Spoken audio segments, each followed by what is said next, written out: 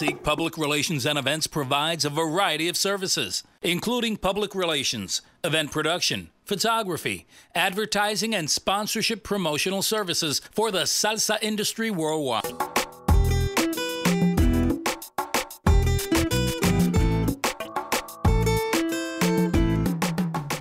Let's take it back to when you were younger. You started playing with your father on stage. You were just thrown on at 9 years old. How is that?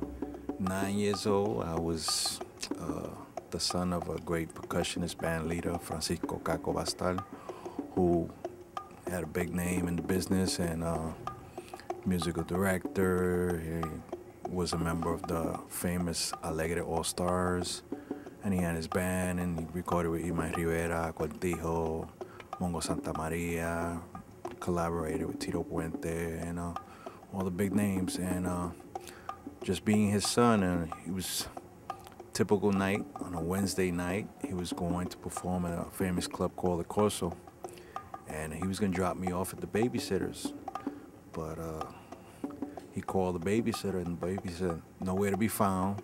So he was like, "We gotta go to Plan B." He was like, "Rich, are you ready to perform in front of the crowd?" I was like, "Yeah, whatever that means." He used to have his timbales, his instruments in the house, and I used, like any kid, pick up the instruments and thought I knew what I was doing. So dressed me up, took me to the Corso, got to the door. The owner of the club said, "Where is he going?" He's part of the show. You know, it happened to be, it was a dance night, but it had a show in between. It was showtime, and supposedly I was part of the show. So it sat me down. There was another band playing, and it was showtime. Everybody's sitting down. There's a spotlight. My father's group is set up. Somebody comes and picks me up, escorts me to the stage, and I see a pair of timbales, and there's a box, and I stand on top of the box because I can't reach the timbal. And I played with my father, did a solo with him, and did everything he told me to do, and I did it, and that was the beginning. It all started by accident, and from there we went on TV show, AC Sanavia's famous Salsa show, and then that same year I went to Madison Square Garden, and I was playing in front of 20,000 people, and people was like, my mother was like, "How you felt? Were you nervous?" I'm like, "I didn't see anybody. It was dark. All I heard was screaming," but that's how it started. Yeah, at such a young age, I can't even imagine. You know, how were you feeling as a kid? Do you remember those? What were you thinking? I really don't remember much, but I remember, yeah, I was a kid, and I was in school, and was, like you said, was just put on the big stage. You know, the way I see it is, some people start at minor league level. I started at the major league, you know, at a young age, and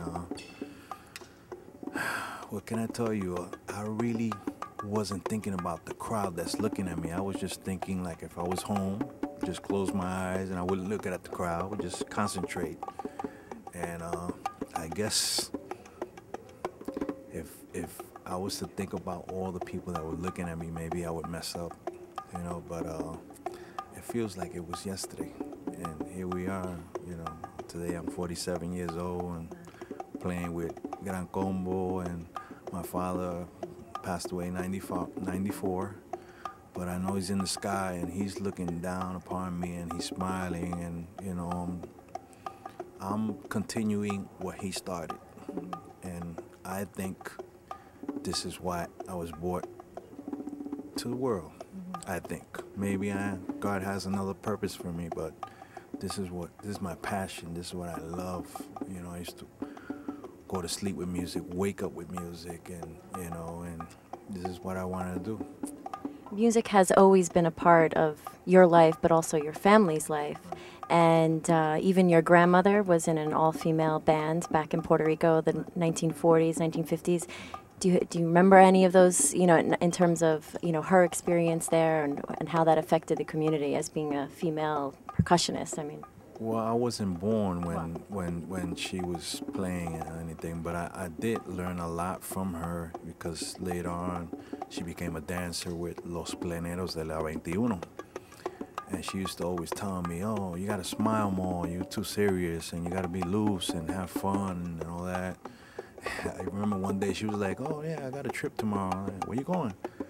She said, "Yeah, we're going to this place called Russia." I was like, "You going to Russia?" He said, "Yeah, we're going with the Planero La 21." And I was like, she was like nothing, and she loved the stage, and she knew about percussion because she used to play percussion. So when she would see a percussionist taking a solo, she would just look at him, and if he made her dance, then he was good. But a lot of percussionists, that they want to impress you with all these roles and all that. It's like a conversation when you're playing. You're conversating with the dancer or with the person that's looking at you, and I learned that from her. I didn't get it at the time. I was like, wow, that's a bad percussionist. Yeah, he has a lot of roles and everything, a lot of rudiments and all that stuff, and he practices a lot, but he didn't say anything. It's like you constructing a sentence. You use all these big words, but you didn't say anything. You might say a lot with just one word. And that's what I try. That's my approach to music, and that's what I learned from her, my grandmother. You say in terms of are the challenges that maybe you faced over the years, with El Gran Combo? It's a lot of sacrifice. I mean, if you got a girlfriend, wife, family, sacrifice.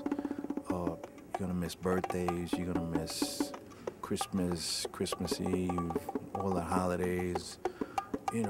We're like firemen, we're like doctors. They on call, we on call. And, they call you and you gotta be ready. And a lot of things happen behind the scenes that people don't know about, the planes, the traveling, the rehearsing and all that. And they see us on the stage and they think it's all glamorous, but there's a lot behind the scenes. But you gotta, it's like a balance it out, and the good outweighs the bad, and a lot of good things come from this, and everything I have has to do with music. Everything. I mean, for my family, my kids, everything I have in life has to do something with music. And, besides me doing music, I did other stuff. I had regular 9 to 5. I was an ambulance driver, a security guard at the Waldorf Astoria, but deep down inside, I wanted to do this 24 hours. And I used to go to those jobs, and I had my break, and when they had the Walkman, I used to go with the Walkman and just close my eyes, and I was like, oh, that's Tito Puente playing, that's Tito Rodriguez, I want to be like that. I want to play in those famous clubs, I want to play in concerts and all that. So now I'm doing this. So you got to be careful what you wish for, because sometimes it comes out and it's not what you think. But I wouldn't change a thing. And as a top musician, what advice can you give, one, to maybe a kid who has the same passion as starting out, and then also as an adult musician, what do you think is the most important thing to remember to do? The most important thing for me is you gotta love this. You gotta have discipline. I started at a young age, and as a kid, kids my age were outside playing stickball, and I did all that. But my passion was music. I used to come home from school and go straight to the living room, wherever the instruments were, and play the records and just play along with the records and all that. I guess I knew at a young age this is what I wanted to do, and my advice to anybody that wants to dedicate their life to doing music or anything they want to do, you gotta want it more than anybody. And that's what that's my advice to people. You gotta want it more than anybody.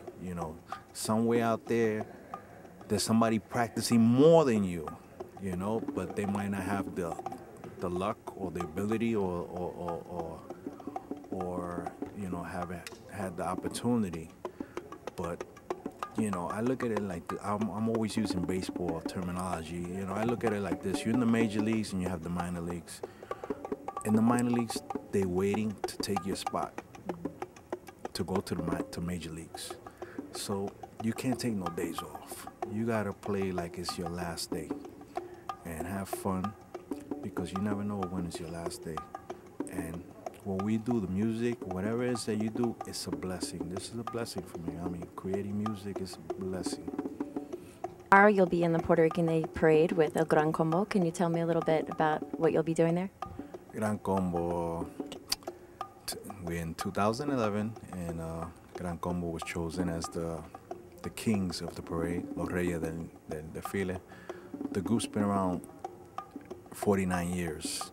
It's the first time that they've been in the parade, and the band is known as the musical flag of Puerto Rico, and it's only fitting. I think it's way overdue, and God willing, next year is the 50th anniversary. So I'm real happy and ecstatic for them, because they deserve that and a lot more.